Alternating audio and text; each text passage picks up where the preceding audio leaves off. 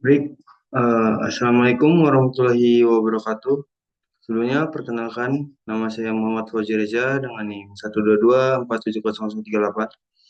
Di sini saya akan mempresentasikan atau memaparkan hasil ujian akhir semester saya dengan mata kuliah pengelolaan air urban rural. Baik, saya akan share screen sebentar.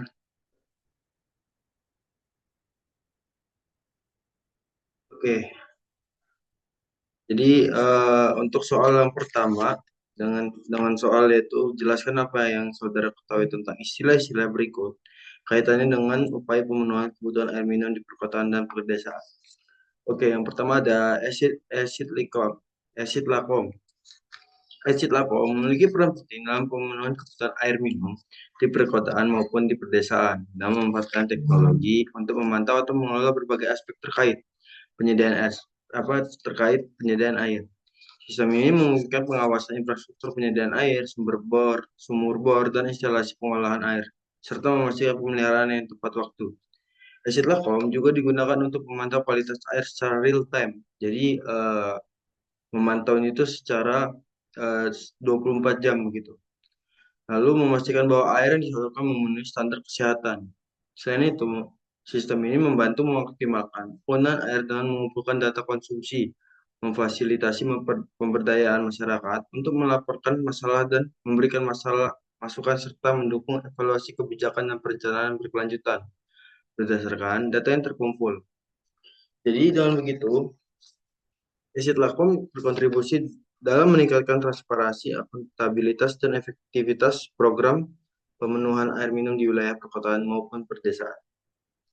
Lalu yaitu adalah konsep pengenalan diri DIS atau DISC. Konsep DIS adalah metode untuk memahami perilaku manusia berdasarkan 4 tipe kepribadian, yaitu dominance, yang berfokus pada hasil, tegas, dan cepat dalam mengambil keputusan, sehingga cocok sebagai pemimpin influence yang komunikatif dan persuasif, ideal untuk membangun relasi serta mendukung sosialisasi kepada masyarakat. Steadiness yang stabil, sabar, dan sportif berperan dalam memastikan konsistensi dan pemeliharaan sistem penyediaan air, serta compliance yang teliti, detail, dan patuh pada aturan, efektif dalam pengawasan kualitas air dan kontrol operasional.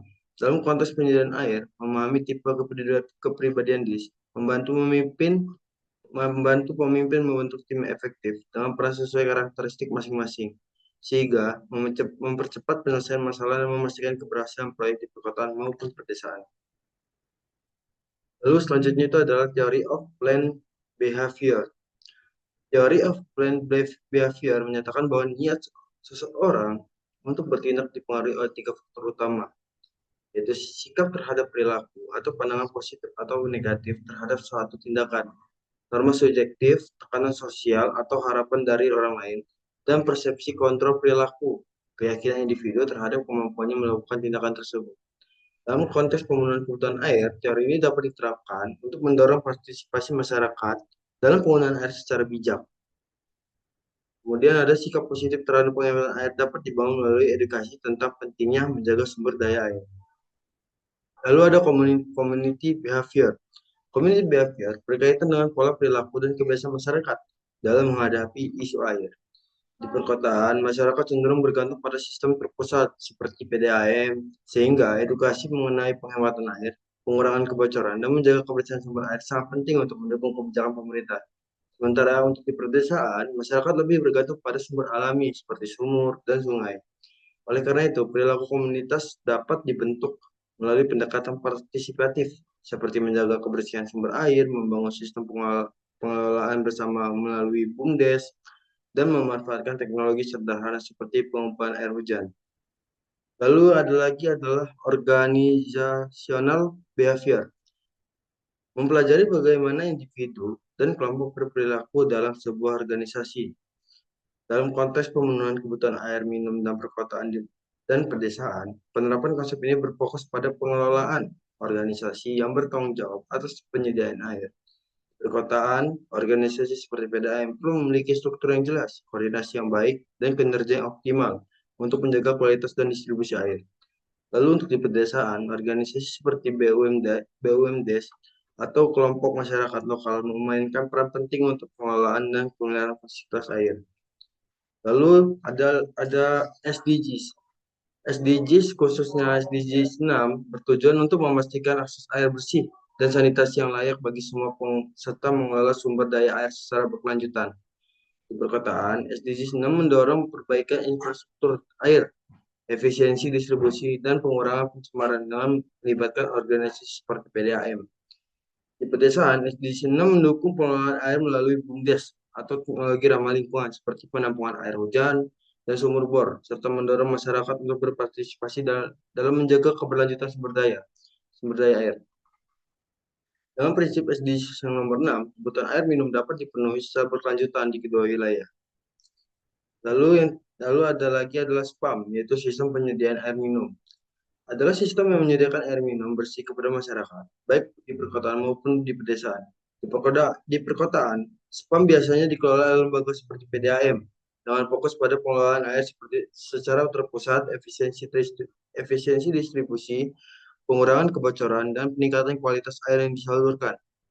Sementara di pedesaan, SPAM lebih mengarah pada sistem desentralisasi yang lebih sederhana seperti sumur bor, PAMDes, atau pengelolaan berbasis komunitas yang memungkinkan masyarakat pedesaan mengelola sumber daya air secara mandiri. Jadi untuk di pedesaan ini masyarakat yang uh, sumber daya air itu sendiri. Lalu yang terakhir adalah BUMDes. BUMDes atau Badan Usaha Milik Desa berperan penting dalam pemenuhan kebutuhan air minum, terutama di pedesaan, dengan mengelola sistem penyediaan air minum seperti PAM desa, penampungan air hujan, atau sumur bor.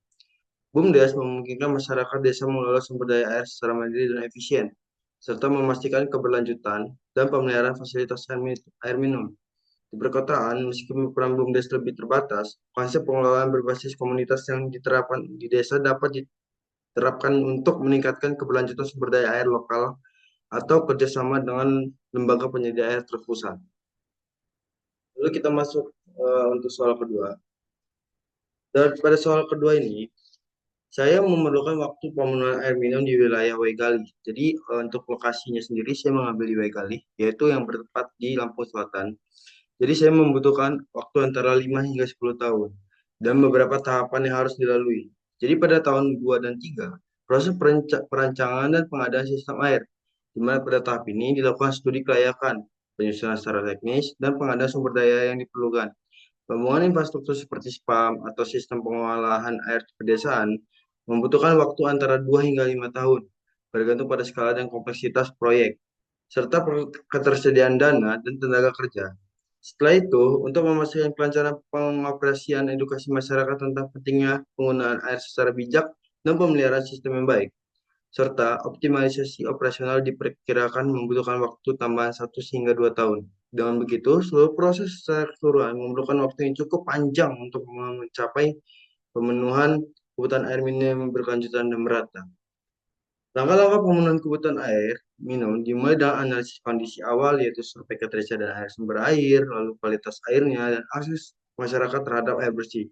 Selanjutnya dilakukan perancangan strategis dengan menyusun program berbasis data menggunakan pendekatan SDGs, melibatkan SPAM dan BUMDes dalam perencanaan. Pada tahap pembangunan infrastruktur, dibangun instalasi pengolahan air minum atau IPA, jaringan distribusi dan fasilitas air seperti sumur bor dan penampungan air hujan.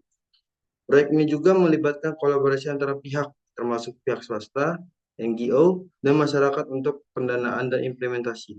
Pemberdayaan masyarakat dilakukan melalui pelatihan dengan BUMDes agar mereka mampu mengolah sistem penyediaan air secara mandiri. Selanjutnya adalah untuk perkiraan probabilitas keberhasilan dan menyelesaikan amanah ini adalah 65 hingga 80%, yang mana sangat bergantung pada dukungan dana, ketersediaan sumber daya manusia yang kompeten, serta partisipasi aktif masyarakat. Karena pada wilayah kalian sendiri, untuk SDM-nya, menurut saya masih banyak yang tidak mematuhi aturan, lebih tepatnya menjaga lingkungan. Jika semua faktornya dikelola dengan baik, termasuk koordinasi yang efektif antara pihak terkait, maka target pemenuhan kebutuhan air minum dapat lebih tercapai lagi.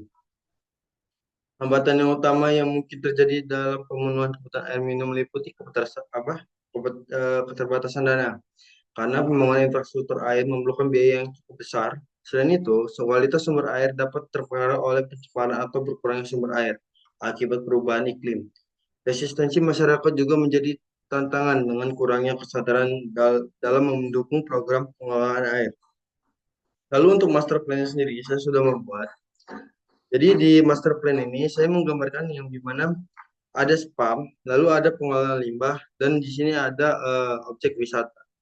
Jadi ini master plan yang akan saya gunakan dalam merancang atau untuk pembangunan di Sungai Wegali tersebut. Jadi saya mengutamakan adanya spam, pengolahan limbah, lalu juga ada wilayah wisata. Yang dimana wilayah wisata ini untuk uh, memancing atau mengundang para orang-orang untuk berwisata pada di Sungai Wegali itu sendiri. Karena untuk wisatanya sendiri di Wegali itu sangat minim untuk sekarang. Lalu juga ada pengolahan limbah yang dimana kualitas air yang buruk akan diolah lagi sehingga bisa digunakan untuk menjadi air yang digunakan dalam sehari-hari. Lalu soal nomor 3. Untuk soal nomor 3, pengelolaan itu terdapat ada 2 video.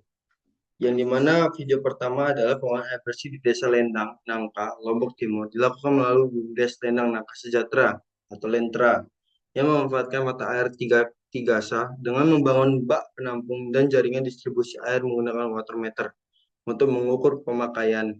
Program ini dimulai sejak 1976 dengan bantuan UNICEF, lalu berkembang menjadi BUMDes pada 2015 melalui peraturan desa. Strategi pengelolaan mencakup pendistribusian air secara adil, penerapan iuran terukur, penetapan tarif yang terjangkau, serta pengelolaan pasokan air untuk mendukung ekonomi lokal. Dampaknya meliputi distribusi air merata, berfungsinya sarana MCK, pengurangan konflik pemanfaatan air, serta peningkatan sambungan rumah dari 502 pada 2005 menjadi 788 pada 2015. Keberhasilan menjadikan BUMDes Sentra sebagai BUMDes terbaik kategori inovatif di Indonesia yang berkontribusi pada pencapaian SDGs, khususnya air bersih dan konsumsi yang bertanggung jawab. Lalu untuk video kedua, video tersebut menjelaskan 17 tujuan pembangunan berkelanjutan, yang dimana SDGs sendiri kebanyakannya adalah Sustainable Development Goals atau SDGs, yang disepakati oleh para pemimpin dunia pada tahun 2015. Tujuan-tujuan ini merupakan seruan universal untuk mengakhiri kemiskinan, melindungi planet, dan memastikan bahwa semua orang menikmati perdamaian dan kemakmuran. Video tersebut memberikan penjelasan singkat tentang masing-masing tujuan yang mencakup berbagai aspek seperti pendidikan berkualitas, kesetaraan gender, pekerjaan layak, dan pertumbuhan ekonomi. Dan memahami dan mendukung SDGs, kita dapat berkontribusi pada perbaikan kehidupan di seluruh dunia. Lalu untuk soal nomor 4, master plan saya dalam 25 tahun ke depan untuk di Sungai Wegali. Jadi ini adalah untuk master plan-nya. Mungkin secara singkat saya dapat menjelaskan, yaitu tahap pertama adalah revitalisasi dasar 1 hingga 5 tahun, yaitu mengelola limbah, rehabilitasi das, dan pasang sistem monitoring kualitas air. Jadi untuk tahap pertama ini lebih kepada kualitas das sungai di Wegali itu sendiri. Lalu pada tahap kedua adalah wisata ekologis, yaitu pada tahun 6 sampai 15 tahun, yaitu membangun jalur trekking, wisata air, kuliner lokal, dan melibatkan masyarakat. Lalu pada tahap ketiga adalah pelestarian, 16 hingga 25 tahun, yaitu menetapkan zona konservasi, gunakan teknologi hijau, dan lakukan regulasi. Jadi setelah kita udah eh, mengelola limbah di Sungai Wegali, udah melakukan revitalisasi, lalu membuat wisata ekologis di sungai tersebut, tapi kita juga harus tetap menentukan zona konservasi di wilayah tersebut. Karena apa? Setelah kita membangun uh, sudah merehabilitasi das tersebut, sudah membuat wisata di das tersebut, masa kita tidak menjaganya lagi atau tidak merawat atau maintenance di sungai tersebut. Jadi di 16 hingga 25 tahun itu adalah menetapkan zona konservasi, gunakan teknologi hijau yaitu yang ramah lingkungan, dan lakukan reboisasi atau menanam pohon sebanyak-banyaknya di wilayah tersebut. Karena dengan menanam pohon kan juga memperbaiki kualitas air di sungai tersebut. karena akar yang kita tahu bersama bahwa akar pohon juga berfungsi sebagai filtrasi alami air tanah. Dan berikut referensi yang saya gunakan.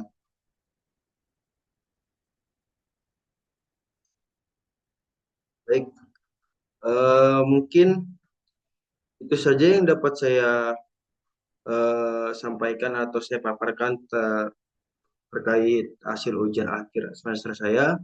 Saya tutup, saya ucapkan terima kasih dan saya mohon maaf jika ada kesalahan kata. Kepada Allah saya mohon ampun. Wassalamualaikum warahmatullahi wabarakatuh.